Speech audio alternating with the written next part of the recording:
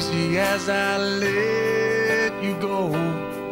Gonna tell you how much I love you, though you think you already know. I remember I thought you looked like an angel wrapped in pink, so soft and warm.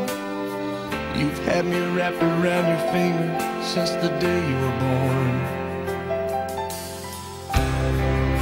You're beautiful, baby, from the outside in. If you were asked how to describe your closest friend, you could do it easily in many words without much thought. What you would be describing is that person's personality. But what shaped their personality and made them who they are today? To better understand this, we could take a look at many theories of development, but specifically in this video we will take a look at Erik Erikson's theories of psychosocial development. Erik Erikson, born in 1902, died in 1994. Erikson was a psychoanalyst who provided an alternative psychodynamic view in his theory of psychosocial development, which emphasizes our social interaction with other people. In Erikson's view, society and culture both challenge and shape us. Erikson's theory suggests that developmental change occurs throughout our lives in 8 distinct stages.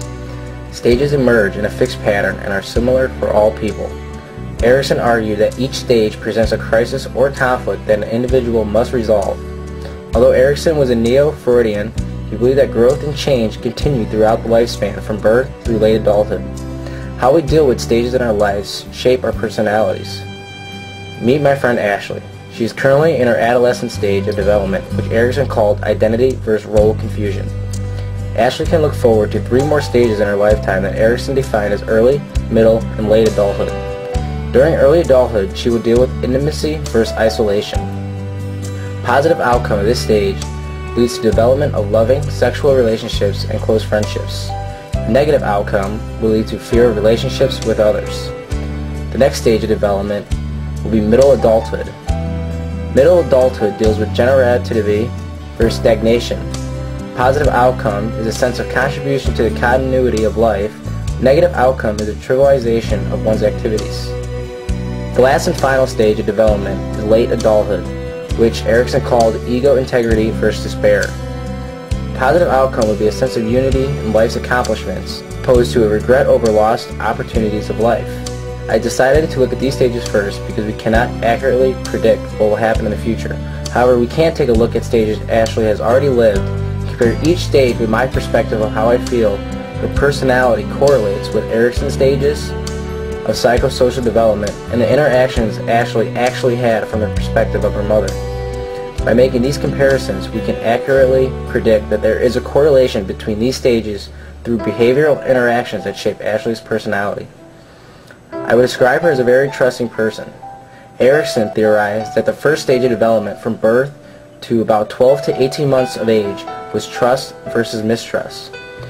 In order for her to be trusting, she would have feelings of trust from environmental support during the stage. Her mother described her eating habits as, quote, fed on demand, end quote. This feeding schedule would develop a sense of trust. In the next stage, autonomy versus shame and doubt, I would classify her outcome as shame and doubt. This would be a negative outcome that displays doubts about self and lack of independence contrary to self-sufficiency. Her mother described her as very dependent. Moving on to Freud's phallic stage, Erikson called this stage initiative versus guilt.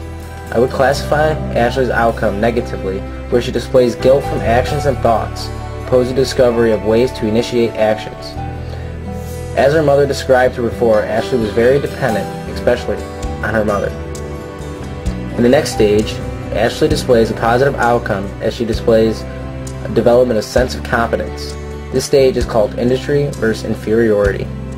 Inferior traits would show no sense of mastery. This age, Ashley began to engage in cooperative play with other children, participate in organized sports, and displayed a sense of mastery in the classroom, leading to what Erikson called industry. From adolescence to adulthood, Ashley displays self-confidence in Erikson's stage identity versus role diffusion. Erikson would describe her as having awareness of uniqueness of self and knowledge of role to be followed, contrary to the inability to identify appropriate roles in life.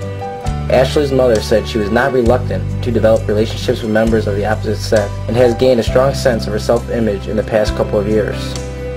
Based on how Ashley's mother described her childhood compared to my views of her personality, we can see a strong correlation to Erikson's stages of development. The psychosocial theory is an approach to study the development that encompasses changes in our understanding individuals have of their interactions with others, of others' behavior, and of themselves as members of society. Thanks to Erikson, we can see how a person's personality is primarily shaped by their experience.